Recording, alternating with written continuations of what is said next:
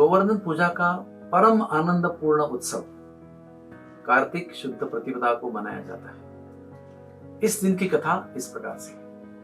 वृंदावन में कृष्ण के पिता नंद महाराज प्रतिवर्ष अपनी कृतज्ञता व्यक्त करते हुए इंद्र की पूजा करते थे, क्योंकि इंद्रदेव वर्षा प्रदान करते हैं। कृष्ण ने अपने पिता को इंद्र की पूजा करने से रोका और उन्हें गोवर्धन पर्वत की पूजा करने के लिए कहा, ये तर्क देते हुए कि गोवर्धन पर्वत पूरे गोवंश के भरण पोषण के कारण है।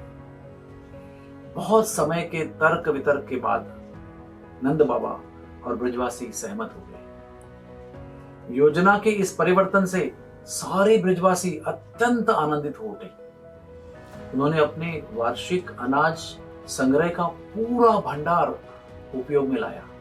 सारे व्यंजन पर्वत के रूप में बनाए।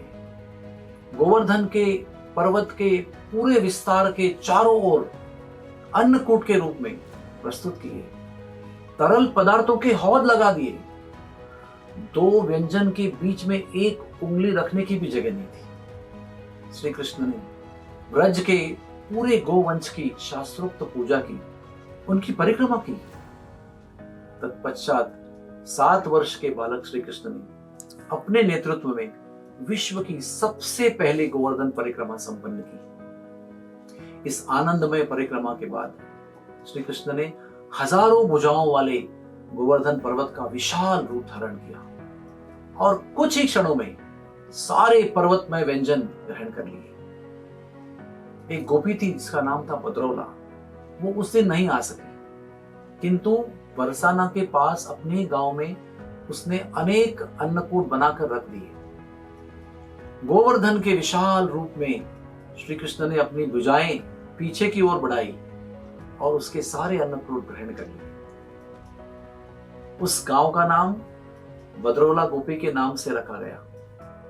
फिर श्याम सुंदर ने अपने हाथों को आगे बढ़ाया और दूसरे गांव से कुछ अन्नकूट स्वीकार किए। उस गांव का नाम हाथरस रखा गया। फिर कृष्ण कहने लगे, आनी ओर, अर्थात और दे दो, और दे दो।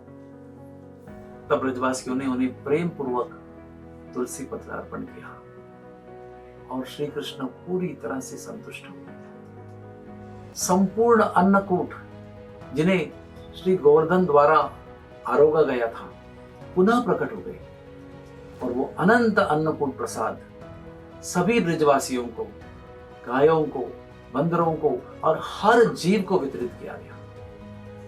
इस प्रकार से आज के तिथि पर यह भव्य और दिव्य गोवर्धन पूजा का उत्सव संपन्न हुआ। आज भी गोवर्धन पूजा का यह उत्सव पूरे ब्रजमंडल में बड़े ही धूमधाम से मनाया जाता है। स्वादिष्ट व्यंजनों के विशाल पहाड़ आज भी श्री गिरिराज को बड़े प्रेम से अर्पण किए जाते हैं। श्री गिरिराज महाराज की जय हो।